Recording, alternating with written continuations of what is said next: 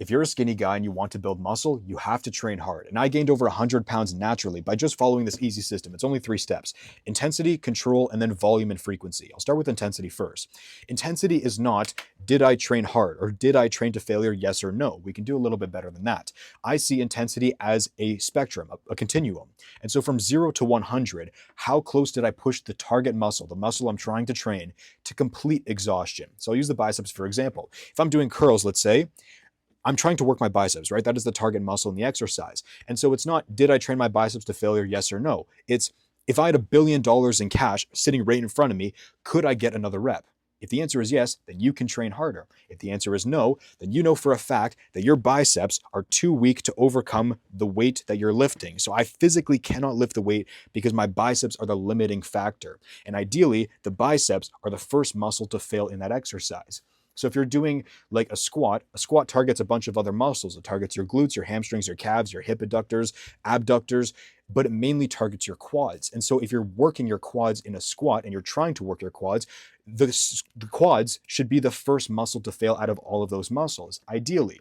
And so if you're failing because of a lack of cardiovascular ability, your cardio sucks, or you're failing because, like, let's just say you're doing a back exercise and your grip is too weak, therefore you can't get another rep, the muscle you're trying to train, your back in this case, is not getting the full work. And so the objective of training intensity, of training hard, is on a scale, like a spectrum of 0 to 100, get as many of your sets to 100 as you possibly can. And anything taken away from that is not considered a good thing. I have control as the second thing, but I break control down into 3 separate stages, which is momentum, tempo, and then range of motion. I'll start with momentum. You do not want to have more momentum, and I define momentum as force generated by non-target muscles, extra joints, body swing, and gravity to move a weight from point A to B. So, non-target muscles, extra joints, body swing, and gravity. If you have extra joints that are taking over in the exercise, if you have non-target muscles. So if I'm curling and trying to work my biceps, but I'm contracting my lower back in order to get the weight up, that is a non-target muscle. If I'm swinging my shoulders to get the weight up, because the curl is just this, right? That is a curl. If I'm swinging my shoulders like this, right? Shoulders are moving. That is not working the biceps. If I'm using my body, going like this, that is not working the biceps. And if I'm using gravity, which I kind of just did it, but using gravity by dropping the weight down and then using gravity to swing the weight up, or it also applies on the weight down. So as you're lowering the weight, right? When you're lowering the weight, are you letting it down slowly, which we'll talk about?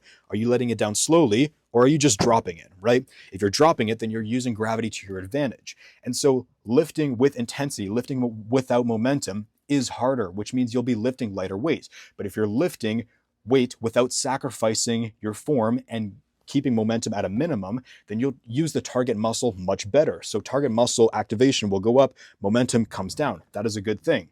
That is momentum. So how do you eliminate momentum? Because I just talked about non-target muscles, extra joints, body swing, and gravity. How do you get rid of these things? My go-to has always been lift on a curve. For every exercise that you ever do, there is going to be a natural curve that the weight moves along. And so for the curl, if I'm curling like this, pretend this pen is the barbell or dumbbell, this is the movement, right? This is the movement. That's what it looks like. And so the weight moves like so. It doesn't go straight up and down. It doesn't go out here, back and forth. It doesn't go back here and then down. It just goes up and then into a full stretch. And so that is what the movement looks like. You have to find the curve, and you'll find it very quickly when you're trying out new exercises. When you can feel a full contraction at the top of the movement and a full stretch at the bottom of the movement, you know you've got a pretty good idea of what the curve looks like. And so you have to do that for all of your exercises. That is momentum. You want less momentum. What is tempo? Because that is the second thing. Tempo I define as the speed of a rep. So it is a measure of time, how fast you do the repetition. Now, this doesn't mean that you need to track your rep time and say, okay, I curled the weight up for 1, 2, 3, and then 1, 2, 3. You don't have to time it, but it's probably a good idea to consider that you should be lifting the weight to contract hard and then lowering it down gently. Now, this doesn't mean, again, saying 1, 2, 3. You don't have to do that. But if you're lifting the weight up, it usually takes 1 second. So curl the weight up takes around 1 second, and lowering it along the curve that we just talked about takes around 2 to 4. So 1, 2, perfectly fine. As you train closer and closer to failure, because you're training with more intensity, the time it takes you to lift the weight up takes longer, but make sure the time that you're lowering the weight stays the same. And so the natural tendency is the weight is now getting harder because I'm training harder, I'm training closer to failure. And so I'm lifting it up, I barely get it up, and it's really hard, it's really heavy, so I'm just going to drop it. Don't do that. All the way down the same way you would if it was your first rep versus your last rep. The idea is that the tempo looks the same throughout. The only thing that's changing is your ability to lift the weight as training gets harder. This speed right here gets slower because the weight feels heavier over time. Finally, that was tempo. Range of motion, ROM, acronym for range of motion, means maximum contraction for the target muscle. And it means also for maximum contraction, not going past it where other muscles and joints get activated. So an easy example with the curl, once again, is if I'm curling, the biceps maximally contract around right here. But if I'm curling and I bring the weight up like this, my biceps are no longer maximally contracted. In fact, even though it looks like they're maximally contracted, it's actually my front deltoid right here taking over. Right? So when you're curling like this, the elbows they only stay in position for so long before they have to come up. Once the elbow comes up, that front delt is activated. And so you've targeted another muscle. Non-target muscle, no bueno for targeting the actual muscle you want to train. The same goes in reverse when you're trying to stretch it. So range of motion is what is the entire curve of the movement from max contraction for the target muscle versus maximum extension, stretch for the target muscle. The same goes also in reverse when you're fully stretching. If you're fully stretching it and then you kind of bring the weight down a little bit, then you're no longer targeting the bicep fully. The same goes for like the chest, let's say. If you're doing like a bench press and you're bringing the weight down like this, the chest only gets stretched so far to where if you bring it any further on purpose, then you're just going to be targeting your front delt a great deal and other muscles as well. And so the objective is to get the maximum contraction and maximum stretch on every single rep that you do, on your warm-up reps, on your first rep of your hard set, and on the last rep where you hit complete failure. Do not sacrifice range of motion to lift a heavier weight, and do not sacrifice range of motion to get more reps. And so people say like ego lifting, right? That's the term, ego lifting. There's nothing inherently wrong with it, but if your goal is to build as much muscle as humanly possible, which is most people, or at least get in really good shape, you're not going to do the things that are less effective. And it is less effective to sacrifice your range of motion. So if I want to curl heavier weight because there's like a cute girl over there, I want to impress her, I'm going to curl heavier weight. But in doing so, instead of getting a full stretch and contraction, I'm going to go like this, right? Partial range of motion. And so the muscle is getting partially worked.